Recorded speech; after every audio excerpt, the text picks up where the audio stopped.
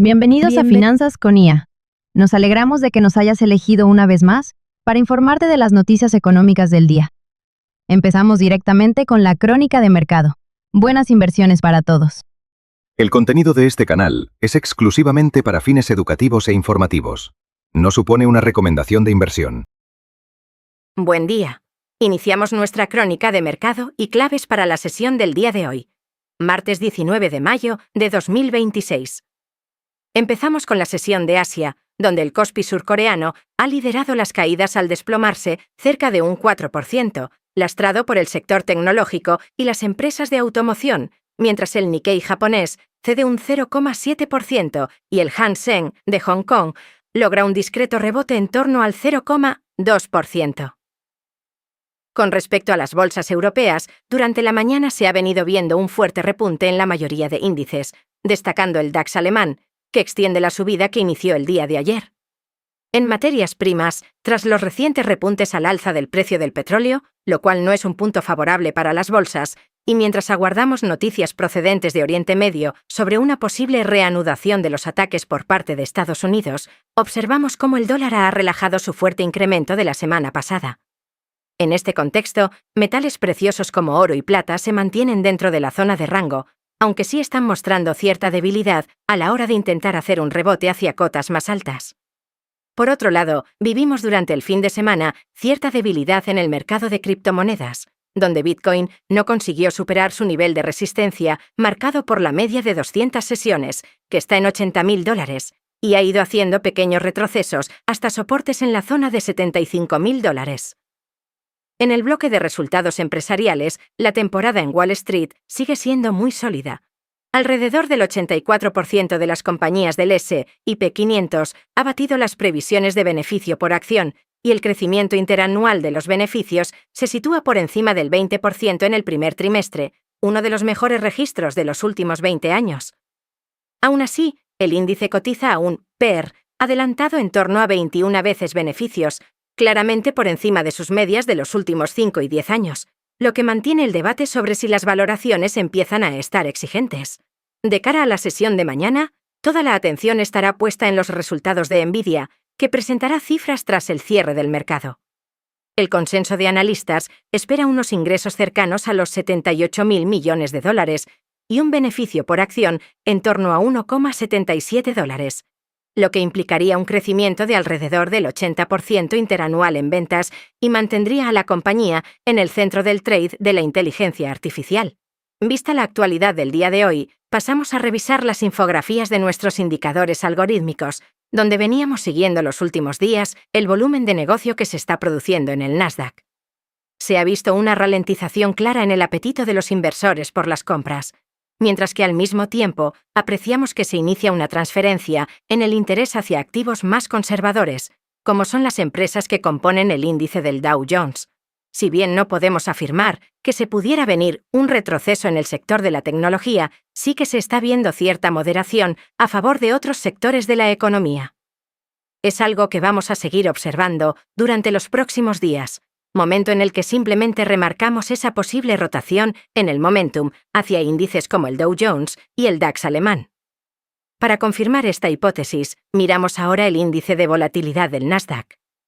Comparamos esta lectura con la de la infografía de la semana pasada, donde valorábamos la posible señal de incremento de la volatilidad y de peor comportamiento de las acciones tecnológicas, y vemos cómo esa señal se viene confirmando. La volatilidad ha dado un giro al alza. En consecuencia, esto va a frenar bastante cualquier intención de continuación alcista.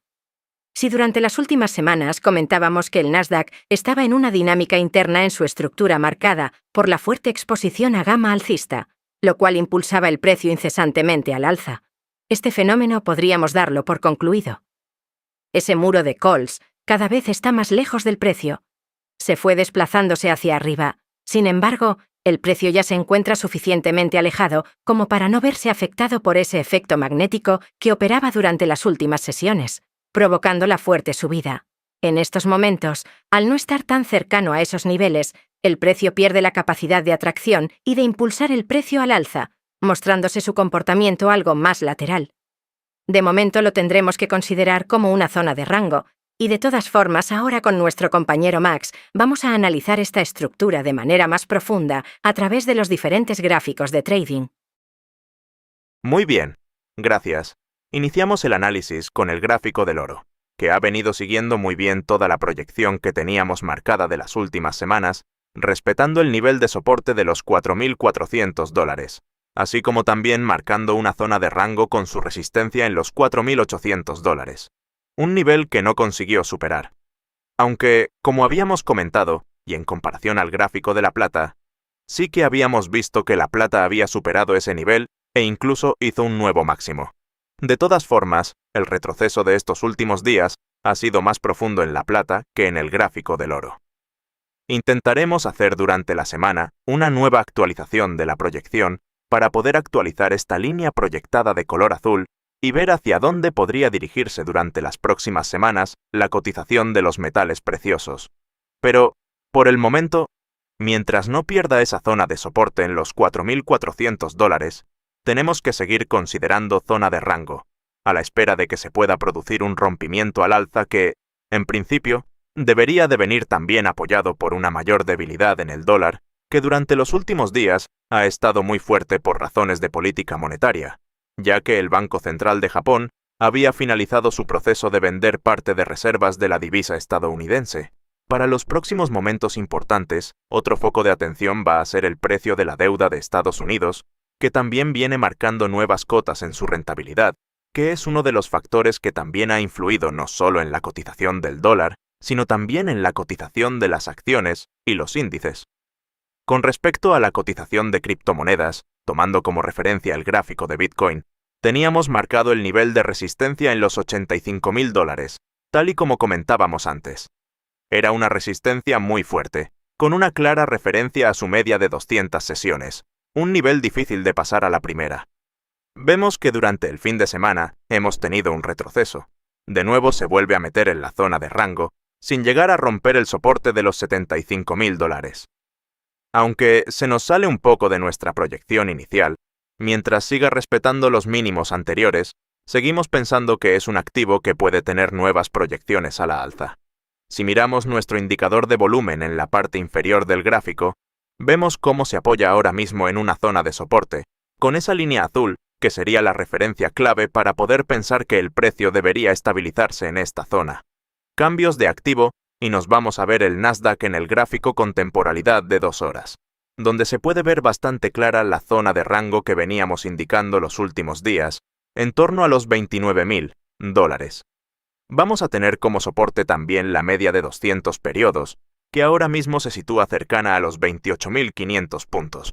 Pero a lo que principalmente queríamos remarcar en este gráfico era el cambio de sesgo a nivel estructural de gamma que se ha producido durante los últimos días, a raíz del vencimiento OPEX que tuvimos el día viernes. Toda esa gama que teníamos con sesgo alcista por encima del precio se ha diluido, mientras que ahora nos encontramos con una fuerte gama de sesgo bajista que, al mismo tiempo que frena las subidas, soporta en las bajadas, lo cual significa que hace un efecto de anclaje del precio sobre los niveles de este rango lateral. Vemos ahora ya nuestro gráfico de 15 minutos, de más corto plazo, se ve un claro giro del mercado muy significativo que no llegó al nivel de los 30.000, ese número redondo y psicológico que ayudó a frenar al precio. Parece que se está iniciando una especie de canal bajista, pero que seguirá estando soportado por la zona de los 28.500 y los 28.800 puntos. También, si miramos una foto más general, se viene hablando mucho de una posible figura de cabeza y hombros, aunque todavía es muy pronto, porque para que esa figura y esa señal se confirme debería de haber un rompimiento de la zona de mínimos y de la zona de soporte, que todavía no se ha producido. De momento, el precio se ve frenado en los rebotes alcistas por esa directriz bajista que marca su media móvil de 200 periodos. Entonces vamos a ver cómo esto se desarrolla durante la semana. En principio, hay que considerarlo una zona de rango. Y de todas formas, teniendo el día de mañana los resultados de la empresa Nvidia, que es la mayor empresa no solamente del índice Nasdaq, sino que es la empresa con mayor capitalización en el mercado, y que además tiene gran influencia en la cotización de todo el sector de semiconductores, por su gran peso y gran importancia a nivel tecnológico. Aunque el índice viene mostrándose con menos fuerza alcista, sí que hemos de recordar que estamos en una zona de fuerte soporte, además reforzado por el nivel de 700 en el ETF del triple Q, que podríamos considerar como un pequeño muro de puts de muy corto plazo donde cualquier incursión a la baja podría devolverse hacia arriba, viéndose como una oportunidad de compra para muchos inversores. Vistos nuestros activos de referencia, lo dejamos aquí por hoy. Nos despedimos hasta el vídeo de mañana y les deseamos unas muy buenas inversiones y que tengan un muy buen día de trading.